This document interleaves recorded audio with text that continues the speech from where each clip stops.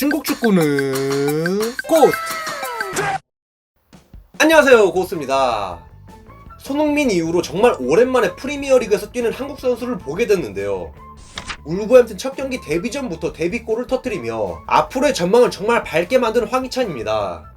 근데 중국이 유럽에서 뛰는 한국 선수들을 부러워하는 건 하루 이틀이 아니지만 특히 황희찬을 보면서 굉장히 배 아플 수밖에 없는 이유가 있어 이번 시간에 한번 알아보도록 하겠습니다. 먼저 울버햄튼 같은 경우에는 정말 예전에 설기현이 뛴 적이 있는 한국의 축구 팬들에게는 조금은 친숙한 클럽인데요. 2016년 중국의 푸싱 그룹이 울부스를 인수하면서 중국 자본으로 굴러가는 팀으로 바뀌었었죠. 이는 시진핑의 지시로 시작된 축구 굴기의 일환이었는데요. 당시 중국 내에서 유망주 육성은 답이 없다고 판단했기 때문에 유럽으로 보냈고 울버햄튼은 중국의 유망주를 받을 수밖에 없었죠. 중국은 울부스와 계약한 데이비드 왕과 허젠위 이 두 명에게 기대했고 울부스 1군으로 콜업되기만을 기다렸지만 그럼에도 불구하고 실력은 둘째치고 또 잉글랜드의 까다로운 워크숍에서 발목이 잡히고 말았습니다. 현재 두 명의 기대주 모두 중국으로 갔고 중국에 가서도 제대로 된 출전 기회를 얻지 못하고 있는 실정입니다. 사실상 중국이 바라던 울부스에서의 중국 유망주 육성은 폭망했다고 할 수 있죠. 또한 중국 축구의 희망 우레이 같은 경우에는 에스파뇰에서 같은 포지션 경쟁자들에 비해 입지가 상당히 줄어들었는데요. 불안한 입지로 인해 유럽 내 다른 클럽으로의 이적설이 뜰 때마다 꼭 울부스가 껴있었습니다. 중국 기업 소유의 클럽이기 때문에 다소 실력이 떨어지더라도 우레이를 영입하는 건 전혀 이상하지가 않아 보이는데요.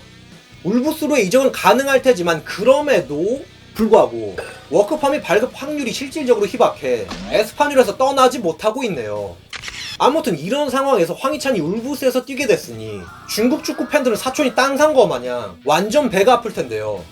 데뷔전부터 득점을 터뜨리긴 했지만 꾸준한 득점력을 선보이는 손흥민과는 달리 분데스리가에서 단 한 골도 넣지 못하고 임대를 갔기 때문에 중국 내에서는 벌써부터 첫 끝발이 개끝발이라는 어이없는 소리도 나오고 있습니다.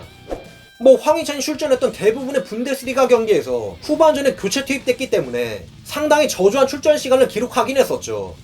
한편 다소 주전 경쟁에서 밀려난 모습을 보이고 있는 우레이와는 달리 같은 라리가에서 뛰고 있는 마요르카의 이강인과 후보가 상당히 기대를 받고 있어 더욱 부들부들하겠군요.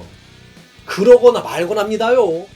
중국 축구 레전드 순지아이가 마지막으로 뛰었던 2008년 이후 10년이 넘도록 프리미어리그에서 중국 선수를 전혀 볼 수가 없었기에 중국 축구 팬들은 중국 선수가 유럽 빅리그인 프리미어리그에서 뛰는 걸 완전 바라고 있을 텐데요.